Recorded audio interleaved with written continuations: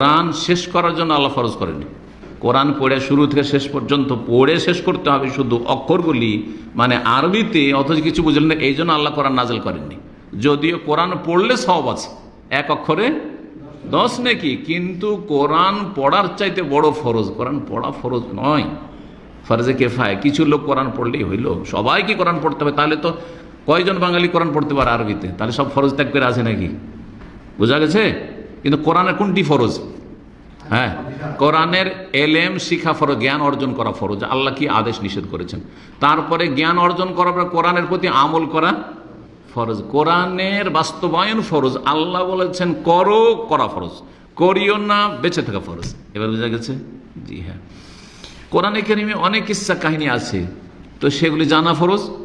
তাহলে সবগুলি বিষয় জানা ফরজ নয়। তাহলে তো এটা ইউসুফ আলাইহিস সালামের কাহিনী সবার জন্য জানা ফরজ নাকি? মুসা আলাইহিস সালামের কাহিনী সবার জন্য জানা ফরজ? আদম আলাইহিস সালামের কাহিনী সবার জন্য জানা ফরজ? তো কোরআনই তো আছে না। ওগুলো ফরজ। কোনগুলি ফরজ তাহলে? আকীদা আর আহকাম, যেগুলি সম্পর্ক আমার বিশ্বাসের সাথে, আপনার বিশ্বাসের সাথে, একজন মানুষের, যেগুলির সম্পর্ক হচ্ছে কার সাথে? আমলের সাথে। যেগুলি হচ্ছে হালাল হারামের সাথে, করণীয় বর্জনের সাথে, সেগুলি জানা ফরজ, এবং জানার পরে মানা পালন করা ফরজ। এই জন্য কোরআন নাযিল করে। সুতরাং যদি কোরআন খতম করতে পারেন তো ভালো, আর তার চাইতে গুরুত্বপূর্ণ ফরজ হচ্ছে তার অর্থ বোঝা এবং তারপরে আমল করা হচ্ছে আসল ফরজ।